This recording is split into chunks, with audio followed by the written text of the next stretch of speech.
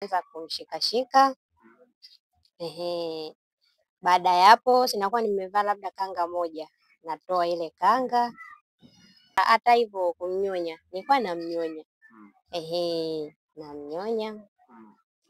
Baada ya hapo nikishamnyonya na yeye sasa ndo kusimamisha, muda mwingine anasimamisha, lakini yani ile kunyanyuka aje kwa muda wa kulala, mimi navaa tu kanga moja.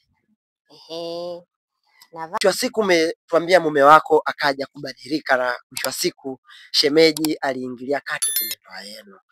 Mume wako alianza kubadilika kwa kufanya matukio gani?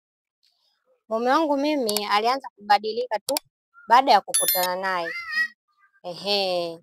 Nilivyokutana naye kama mwezi hivi, nikaona tu anabadilika mdogo mdogo.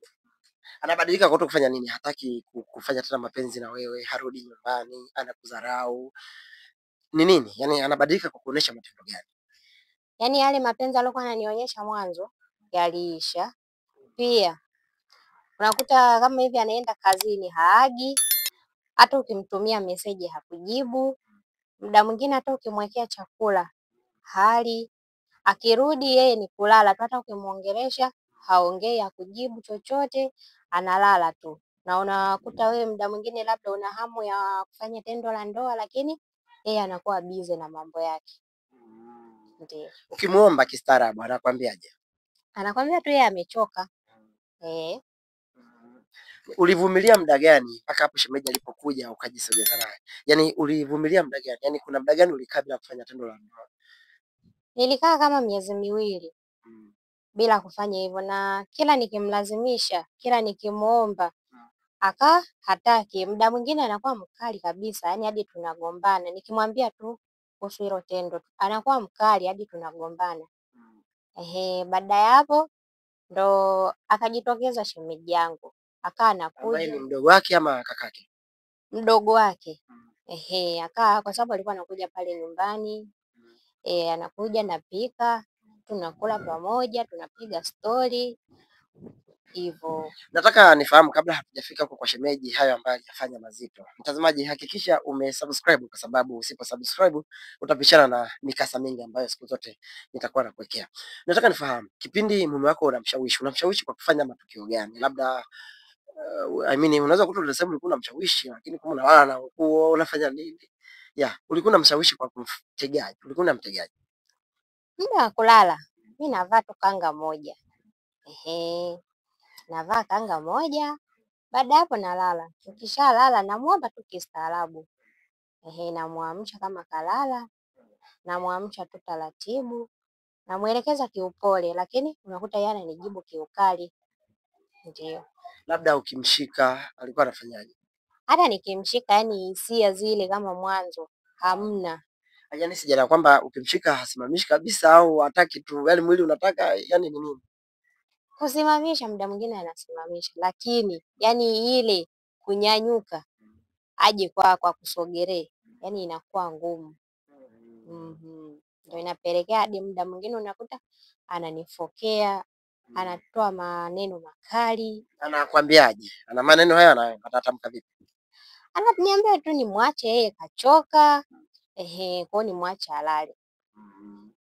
Ulihisi kwenye hilo umefeli wapi? Mimi sikuona nilipofeli. Sikuona. Ulikuwa unampa vizuri?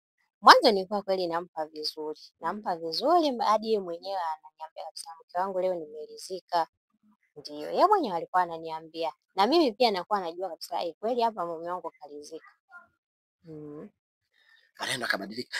Shemeji baada ya kuja alikuwa anaonesha dalili gani kama anamtaka kimapenzi? Yaani ni vitu gani ambavyo alikuwa anavifanya ukahisi kabisa hapa shemeji anataka nimtunukie? Alianza na vizawadi vidogodogo. Mara leo kaja na chupi, mara siku nyingine anakuja na kiboksi, ukifungua hivyo unakutana na ua, hivyo amekuletea. Unakumbuka chupa aliyokuletea ilikuwa na rangi gani? Ilikuwa ya pinki. Ndio. Ni rangi ambayo unaipenda au ni vipi? Yaani alicheza mule au basi tu nitafanya nini, zawadi ni zawadi. Pinki mimi naipenda sana. na yeye kama vile alijua, yani kusema shemeji yangu anapenda chupi ya pinki. Ndio. Anapokupa alikuwa anakwambia maneno gani? Yaani anakupa katika, yaani anakwambia nini? Hakuniambia kitu chochote, ila tu yeye aliniambia tu, shemeji yangu, nimekuletea hii zawadi, japo mimi sikujua ni zawadi gani, ila nilipoenda ndani kufungua ndo nakutana na hiyo zawadi. Wakati huo mume wako anakuwa yuko wapi? Anakuwa kazini. Ndio. Okay. Vingine majaribu gani ambayo unayapitia? Ah, majaribu ninayopitia sasa hivi. I mean, yani vitu gani ambavyo alikuwa anakufanyia zaidi na zaidi kukupa chupi, kukupa ua? Ni vitu gani vingine ambavyo alikufanyia? Kwa sababu pengine hivi naweza nikasema ni vichache sana. Pengine alivyokuwa ananifanyia, yani alikuwa tu ananionyesha muda mwingine upendo wa dhati, yani tofauti na mume wangu vile alivyo sasa hivi. Yeye ndo alikuwa yani sasa ni kama vile yani anafuta yale majeraha yangu yale ambayo nayapitia kwa mume wangu, yani yeye kama ndo anakuja kuziba. Hizi changamoto ambazo ulikuwa unapitia, nataka kufahamu, labda ulishawahi kumshirikisha huyo, labda alikuwa anazifahamu au alikuwa hafahamu kabisa? Sijawahi kumshirikisha, japo muda mwingi alikuwa anakuja sana pale nyumbani kwa sababu ni kwa kakake. Kwa hiyo alikuwa anakuja kuja mara nyingi. Ndio. Okay. Alishakupa labda zawadi ya shanga? Shanga aliniletea. Ehe. Alijuaje kiuno chako sasa? Hapo sasa siwezi nikajua alijua. Alikadiria. Labda tu alikadiria yeye mwenyewe hivyo. Yeah. Mpaka hapo ulihisi anakupenda kimapenzi au kitu gani ambacho ulikuwa unafeel? Ulikuwa unajisikia vipi? Kwa zawadi hizo alizokuwa ananiletea nilikuwa nahisi, lakini sikuwa na uhakika kwa sababu hajanitamkia. Nilikuwa nahisi tu. Ndio. Upendo ulianza kuhama au bado ulikuwa kwa mume wako? Yaani ulianza kuhamia kwa shemeji yako au bado upendo ulikuwa unaendelea kuwepo na mume wako? Kwa sababu mume wangu mimi nilikuwa nampenda sana, sikuhamisha. Niliendelea tu kumpenda mume wangu hivyo hivyo, na hata kama akirudi kazini, nilikuwa nambembeleza hivyo, namuomba msamaha hata kama sina kosa, namuomba msamaha hivyo. Okay. Siku ya mwisho ambayo mume wako ulimuomba sana penzi ya tendo la ndoa akakunyima na ukafanya maamuzi magumu ya kumsaliti, ilikuwaje? Nataka unipitie situation ya hapo, moment zilikuwaje mpaka ukasema hapa sasa nimechoka, acha nikagawe orodha kwa shemeji? Hapana, sikukurupuka kiasi hicho. Nilimpa muda mume wangu, nilijua tu haya ni mapito na atakuja tu kubadilika, labda pengine ana mambo labda anayapitia huko kazini, ndio maana hataki labda kufanya hivyo. Niliendelea kumbembeleza, nilimbembeleza hivyo hivyo, nikaa naenda naye mdogo mdogo hivyo hivyo. Lakini bado ilishindikana. Bado ilishindikana. Lakini sikukata tamaa mapema. Ndio, hata kama ilishindikana sikukata tamaa mapema hivyo. Niliendelea kuonesha ule upendo ambao nilikuwa nao toka mwanzo. Japo yeye mapenzi yani kwangu yamepungua kabisa. Lakini mimi niliendelea kumpenda hivyo hivyo. Ndio. Vipi, alikuwa anakuheshimu kama mke wake, kukupa huduma zote? Anakupa Huduma alikuwa anatoa, lakini sio kama mwanzo. Kwa sababu mwanzo unaweza ukamwomba hata hela ukanunue tu, yani hata kama kitu umekitamani huko barabarani, ukimwomba hela anakupa ukanunue, au la anarudi nacho yeye mwenyewe. Lakini alivyoanza kubadilika, hela akawa hatoi, hata yani hela tu ya kula tu nyumbani unakuta muda mwingine haachi, anaondoka yeye kama yeye hivyo. ama ulikuwa sio mtamu ndio maana alichoka? Sijajua. Sijajua sasa kwenye hicho kipengele kama sikuwa mtamu au la. Siwezi kujua kwa sababu ndio yeye mwenyewe ndo anejua. Mtazamaji, kwenye hicho nadhani tupige naye story ili uweze kuelewa ni kweli anachozungumza ama sio kweli, lakini nikukumbushe tena, hakikisha umesubscribe. Nataka unisaidie na watazamaji pia wanisaidie kwamba hayo nayoongea ni kweli au natulubuni na tudanganya wewe tu ndo mkorofi.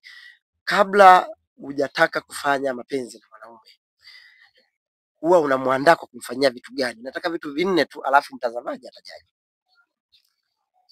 Cha kwanza, naongea naye kiupole sana. ninavyotaka ile huduma. Naongea naye kiupole, nambembeleza na yani kuna vitu namfanyia mpaka hata yeye mwenyewe. Vitu gani? Mtazamaji anataka kujua vitu, kwa sababu ukisema vitu kuna vitu vingi sana. Kuna mtu mwingine anaweza akasema anamfanyia vitu, kumbe mwanaume mwenyewe ndo waga anamfanyia vitu. Sasa kwa wewe unamfanyia vitu gani? Vichache tu, maana nikwambia vinne, kwa sababu najua kuna vitu vingi sana. Vichache tu, vinne. Cha kwanza ni naanza kumshikashika. Baada ya hapo sinakuwa nimevaa labda kanga moja, natoa ile kanga.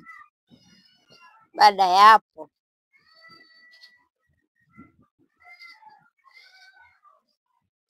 nikishatoa ile kanga, naendelea tu kumshikashika hivyo hivyo, huku namuongelesha maneno mazuri matamu. Sasa hicho ndo unachofeli, kwa sababu mtazamaji, pale kuna kunyonya, unakujua. Ndio nakujua. Sasa kama ufanye hivi, unaona sasa kama unafeli. Kumbe ulikuwa humbembeleza. Hapana, kumbembeleza nilikuwa nambembeleza, hata hivyo kumnyonya nilikuwa namnyonya. Namnyonya. Baada ya hapo nikishamnyonya na yeye sasa ndo, hata hivyo kumnyonya nilikuwa namnyonya. Namnyonya. Baada ya hapo nikishamnyonya na yeye sasa ndo kama na nia ya dhati basi amaliza. Haichapi. Ndio. Mtazamaji, hizo nilikuwa nataka niziweke sawa. Kama umesikia basi niambie, unahisi mwanamume huyo ni kitu gani ambacho kilimfanya mpaka aende huko ambako alienda. Lakini nikukumbushe tena, kama hujasubscribe basi chini ya video hii utaona maneno yameandikwa subscribe, bonyeza hayo kisha alama ya kengele ili mwana familia hai na usipitwe na mikasa na updates ambazo mara zote nitakuwa nakuwekea. Shemeji yako amesha